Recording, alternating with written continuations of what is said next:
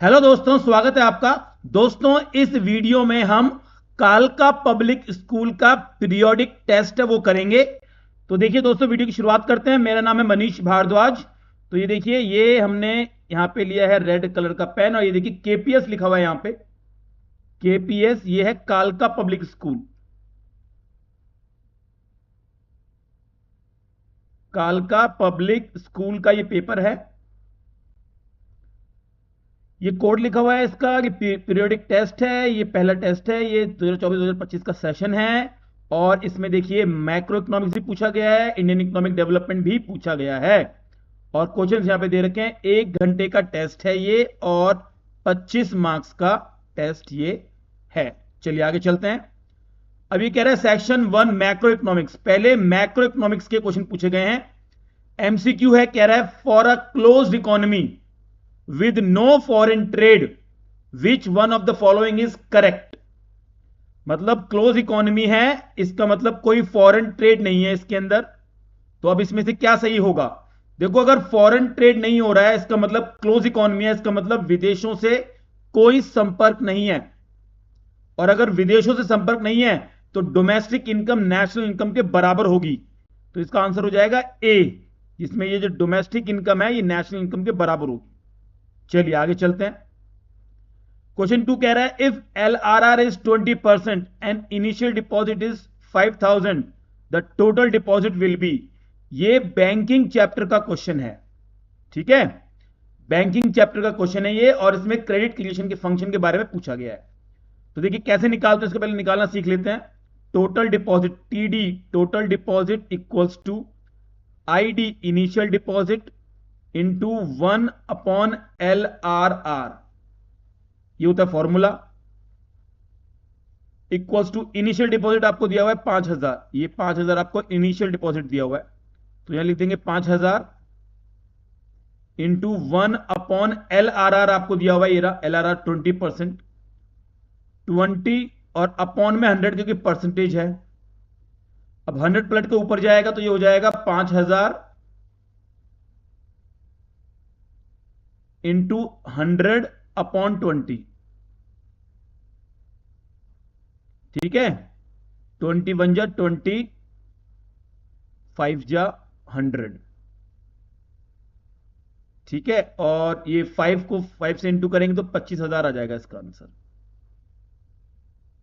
तो 25,000 आंसर होगा बी। 25,000 यहां लिखेंगे 25,000। ठीक है दोस्तों, ओके बेटा, अब आगे चलते हैं। क्वेश्चन 3 है, फिर से नेशनल इनकम का क्वेश्चन आ चुका है। ये देखिए, ये आप ये जो क्वेश्चन है ये डायग्राम दिया हुआ है आपको, और इसमें आपको करेक्ट पेयर ऑफ अल्टरनेटिव चुनने हैं। देखो ये आपको अल्टरनेटिव दे रखे हैं, ये अल्टरनेटिव है,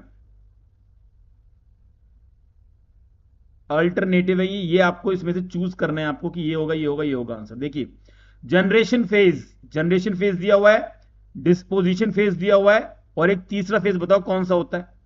सॉरी, ये डिस्ट्रीब्यूशन लिखा हुआ है। तीसरा फेज मैंने बोल ही दिया है, डिस्पोजिशन फेज, यानी कि ये डिस्पोजिशन फेज यहां पे आएगा।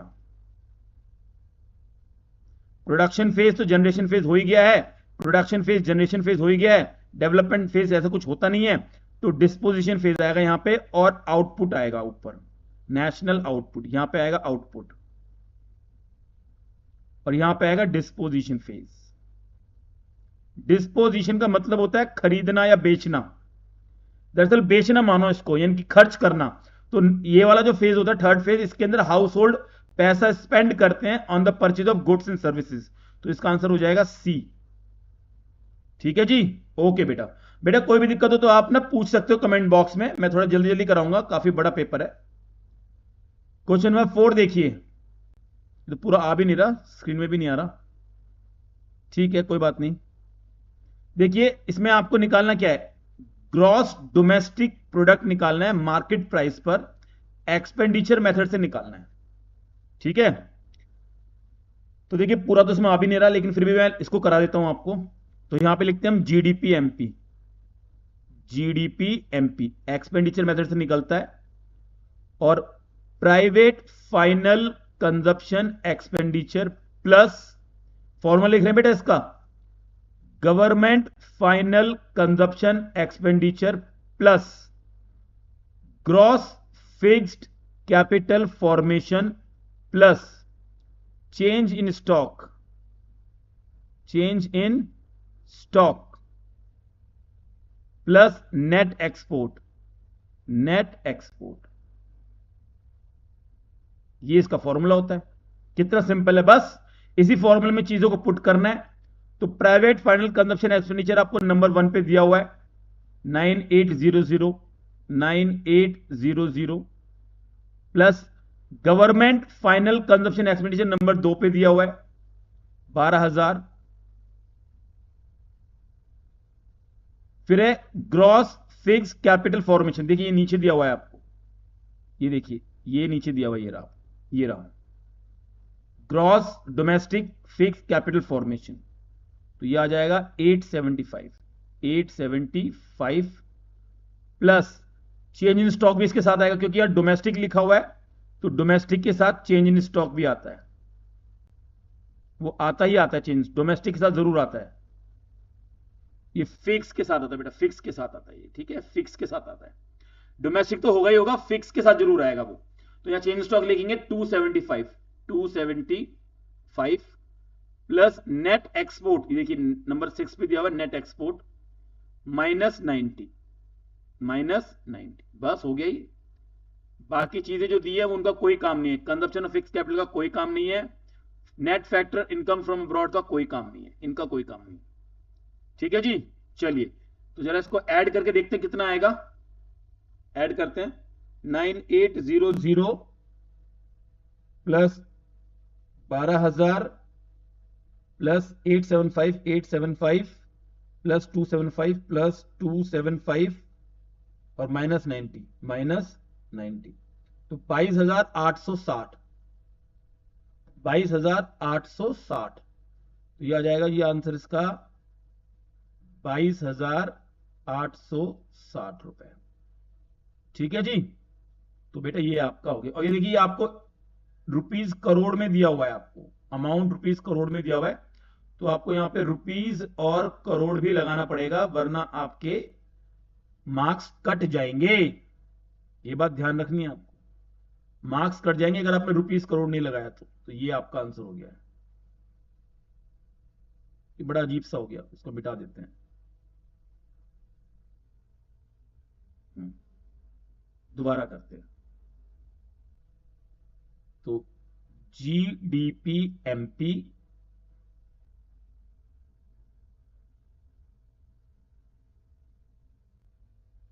22,860, ठीक है प्यारे बच्चों, तो ये हो गया, इसके अंदर ये हमने कर लिया है। चलिए आगे चलते हैं, अगला क्वेश्चन करते हैं। अगला क्वेश्चन देखिए, ये NVFC वाला क्वेश्चन आ गया है, थोड़ा डिफिकल्ट क्वेश्चन है ये वाला, NVFC वाला, और में दिया हुआ है बेटा, ये किस में दिया हुआ है, और में, तो कोई नहीं, हमें तो दोनों ही सॉल्व करने हैं। तो देखिए थोड़ा डिफिकल्ट क्वेश्चन है ये NVFC निकालना है, ये वैल्यू एडेड मेथड है आपका, वैल्यू एडेड मेथड, जिसका एक नाम और भी है, इसको आउटपुट मेथड भी बोलते हैं, ठीक है, आउटपुट मेथड भी इसको कहा जाता है। चलिए जी, तो करते हैं, कलर चेंज करते हैं, रेड कलर करते हैं अपना, तो यहां पे इसको सॉल्व करते हैं। तो देखो ये स्टेप में होगा बेटा, इसमें स्टेप्स लगते हैं। तो पहला स्टेप करेंगे हम VO, VO क्या होता है, VO होता है sale plus change in stock, और यहां पे डोमेस्टिक सेल दी हुई है, ठीक है, डोमेस्टिक सेल दी है तो इसके अंदर एक्सपोर्ट भी ऐड हो जाएगा, डोमेस्टिक सेल और एक्सपोर्ट एक साथ आएंगे। तो डोमेस्टिक सेल कितनी दी हुई है, 220, एक्सपोर्ट कितना दिया हुआ है, +10 एक्सपोर्ट दिया हुआ है, और चेंज इन स्टॉक भी इसके साथ आता है, तो -10, -10 है ना, तो 10 में से 10 चलेगा 0, तो बच गया ये 220, 220 VO हो गया आपका 220, sale plus change in stock बोलते हैं, पर डोमेस्टिक सेल है इसलिए एक्सपोर्ट भी इसमें ऐड करेंगे, एक्सपोर्ट भी ऐड करेंगे, ठीक है जी। नंबर 2 पे आता है आपका VI, वैल्यू ऑफ इनपुट, तो वैल्यू ऑफ इनपुट आपको ये दिया हुआ है सिंगल यूज प्रोड्यूसर गुड्स, ये आपका वैल्यू ऑफ इनपुट है 100, ये आपका VI है, वैल्यू ऑफ इनपुट, तो यहां लिख दिया हमने 100, नंबर 3 पे निकालेंगे जीवीए एमपी, जीवीए एमपी वो निकलती है वीओ माइनस वीआई। तो वीओ कितना है हमारा 220 माइनस वीआई कितना है 100, तो ये जाएगा 120। 120 हो गया हमारा जीवीए एमपी, जीवीए एमपी। ठीक है बच्चों, ओके फाइन। अब करते हैं नंबर 4, एनवीएएफसी। कैसे निकालते हैं एनवीएफसी? वो निकालते हैं GVA MP, GVA MP minus dep minus NIT. ठीक है, तो देखिए डैप यहां से निकलेगा, ये इससे डैप निकलेगा यहां से। तो डैप कैसे निकालेंगे? यहां पे डैप निकालेंगे, यहां पे ये जो वैल्यू है फिक्स कैपिटल की 15 वो ऊपर आएगा, अपॉन लाइफ स्पेन कितना है 5 साल, तो वो नीचे आएगा। तो डैप निकल जाएगा 3। ठीक है, और नेट इनडायरेक्ट टैक्स आपको दिया हुआ है 20।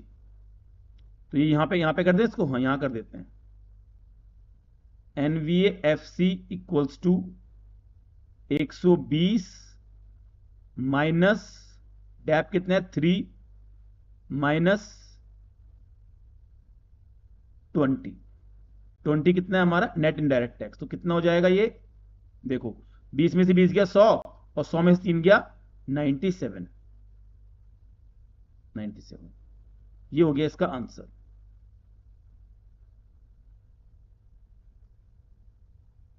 ये 97 is your answer, that is your answer, NBFC. ठीक है जी, ये मैंने यहां कर दिया, यहां से फिर इसको यहां पे लेके आ गए, यहां से इसको हम यहां पे ले आए, एनवीएफसी।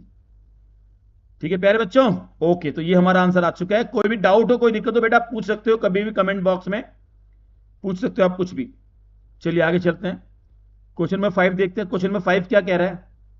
क्वेश्चन 5 कह रहा है earlier all banks were allowed to publish their own currency note, allowed to publish their own note, which resulted in disorganized economy।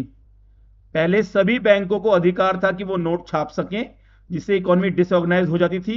इस सिचुएशन को अवॉइड करने के लिए गवर्नमेंट ने सभी देशों की अराउंड द वर्ल्ड सभी देशों की गवर्नमेंट ने ये एक्सक्लूसिव राइट दिया है सेंट्रल बैंक को नोट प्रिंट करने का।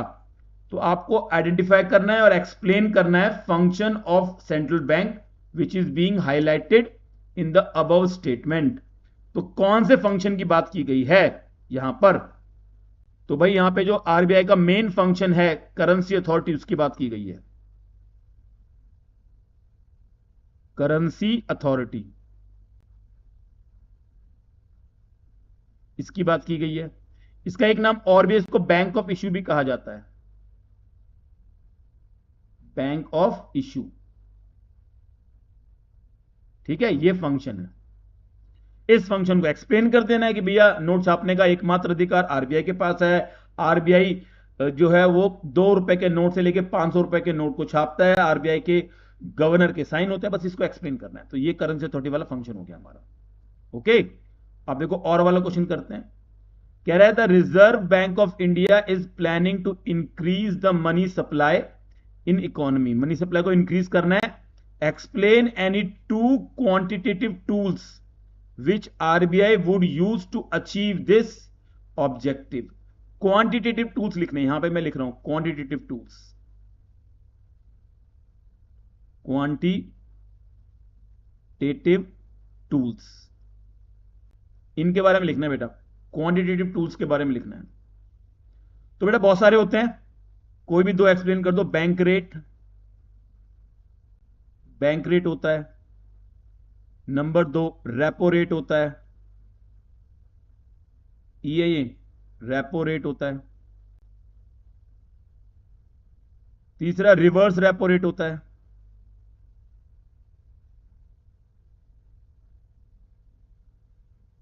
रिवर्स रेपो रेट, ठीक है। चौथा एलआरआर होता है और ओएमओ होता है। तो कोई भी दो आपको एक्सप्लेन करना है। ये रेट लिखा है बेटा, ठीक है, ओके जी। अब इसका बी पॉइंट देखो, कह रहा है explain the problem of double counting.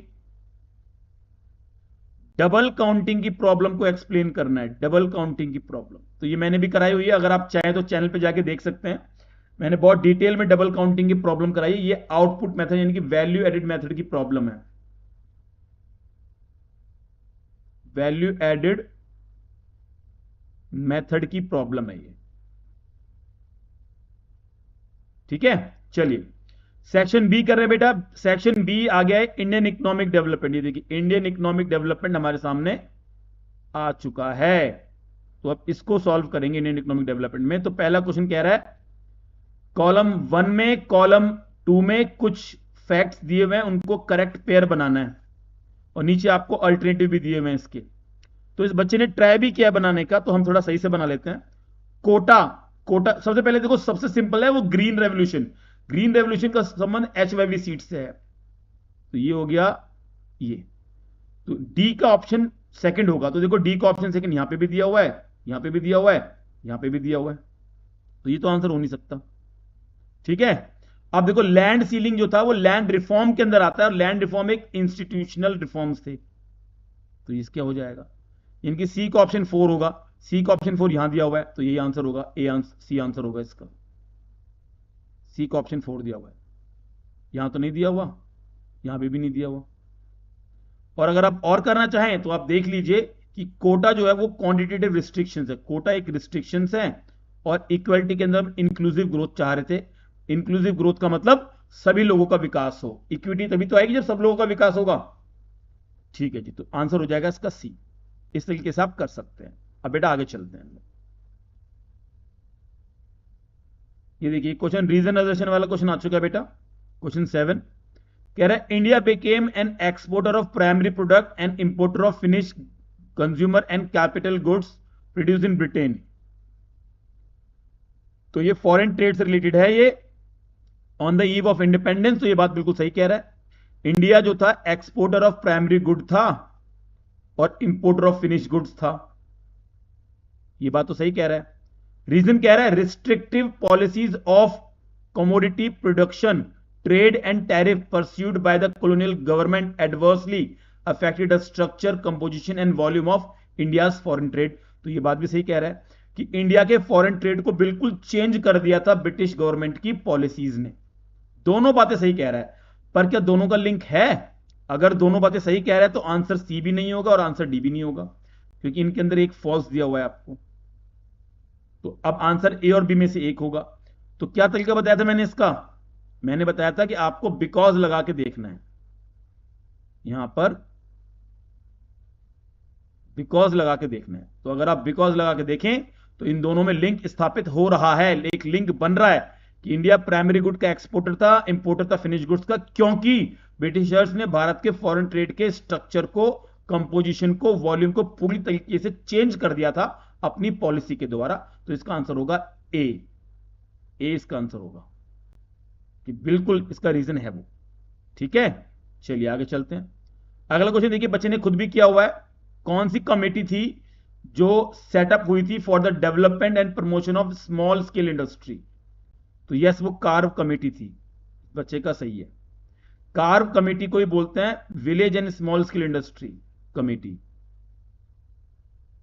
Village and small scale industry committee, ये भी नाम है इसका, ठीक है। तो यस, कार्व कमेटी इसका आंसर होगा। चलिए आगे चलते हैं। ये देखिए ये क्वेश्चन आ चुके हैं हमारे, लास्ट क्वेश्चन है ये। क्वेश्चन नंबर 9 कह रहा है the traditional handicraft industries were ruined under the British rule, do you agree, give reason in support of your answer.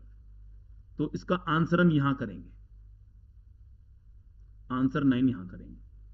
तो आंसर 9 में आपको लिखोगे yes we agree, yes we agree, बिल्कुल जी आप एग्री करते हैं कि ब्रिटिशर्स ने भारत की हैंडीक्राफ्ट इंडस्ट्री को बर्बाद कर दिया था। हम इस बात से इत्तेफाक रखते हैं, यस हम इसको एग्री करते हैं। अब इसके सपोर्ट में आंसर देना है आपको, तो आपको कुछ पॉइंट्स में गिनवाने पड़ेंगे। नंबर 1, उन्होंने अपनाई थी डिस्क्रिमिनेटरी टैरिफ पॉलिसी। डिस्क्रिमिनेटरी, याद होगा बेटा आपको, पढ़ा होगा आपने, टैरिफ पॉलिसी। एक पॉइंट तो ये था। दूसरा पॉइंट था competition from machine made product. Competition from machine made product, है ना। मशीन मेड प्रोडक्ट से भारत के गुड्स जो है वो कंपटीशन नहीं कर पाए थे। ब्रिटेन के गुड मशीन मेड प्रोडक्ट से, वो उसमें डिजाइन भी अच्छे थे, सब कुछ बहुत बढ़िया था उनका, सस्ते भी थे। मेन रीजन था सस्ते थे वो। ब्रिटेन वाले गुड्स सस्ते थे, इंडिया के गुड्स हैंडीक्राफ्ट थे, महंगे थे, इसलिए वो सस्टेन नहीं कर पाए। तीसरा जो पॉइंट बनता है इसका वो है न्यू पैटर्न ऑफ डिमांड। जनता का स्वाद चेंज हो गया, जनता ने बोला कि अब अंग्रेजों के बने कपड़े पहनेंगे। New pattern of demand, demand भी चेंज हो गई थी। तो ये 3 कारण हैं, तीनों को आपको थोड़ा थोड़ा एक्सप्लेन करना है, और ये हमारा हो गया। अब आंसर 10 करते हैं। आंसर 10 करते हैं। आंसर 10 का ए करेंगे हम। कह रहा है identify and briefly explain, identify करना है, ब्रीफली एक्सप्लेन करना है any 3 key features of Indian agriculture on the eve of independence that contributed to the stagnant and backward structure. यानी कि वो साफ साफ कह रहा है कि इंडियन जो एग्रीकल्चर था वो बैकवर्ड था, स्टैग्नेंट था, स्टैग्नेंट था, बैकवर्ड था। ठीक है, तो इंडियन एग्रीकल्चर की वजह से ये था। तो क्यों था, इंडियन एग्रीकल्चर की क्या विशेषताएं थी? तो यह खराब विशेषताएं थी भैया, बहुत ही बेकार विशेषताएं थी। तो इसका पहला ऑप्शन जो इसका होगा वो होगा जमींदारी सिस्टम। यहां लिख रहा हूं मैं, जमींदारी सिस्टम, पहला पॉइंट है। दूसरा पॉइंट था कमर्शियलाइजेशन ऑफ एग्रीकल्चर, इसने भी भारत के एग्रीकल्चर को खराब किया था। Commercialisation of agriculture, of agriculture. और तीसरा पॉइंट, 3 ही बताने बेटा, इसमें लिखा है ना 3, ये देखो 3 लिखा है, 3 नंबर का ही है, 3 ही बताने हैं आपको। और तीसरा हो जाएगा स्केर्सिटी ऑफ इन्वेस्टमेंट, तो इन्वेस्टमेंट नहीं होती थी। खेत तो इन्वेस्टमेंट मांगते हैं ना, एग्रीकल्चर में बेटा इन्वेस्टमेंट चाहिए होती है, स्केर्सिटी ऑफ इन्वेस्टमेंट।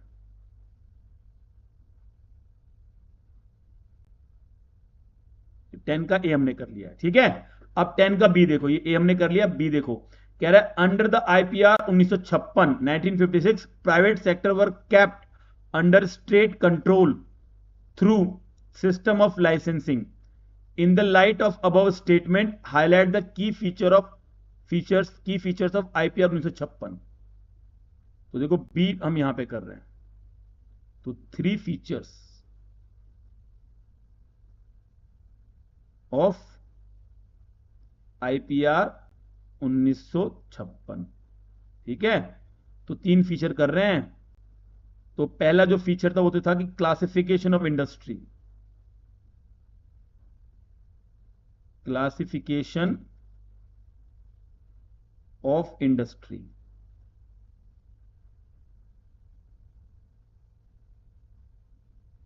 इंडस्ट्री का क्लासिफिकेशन कर दिया गया था बेटा, याद है ना, शेड्यूल 1,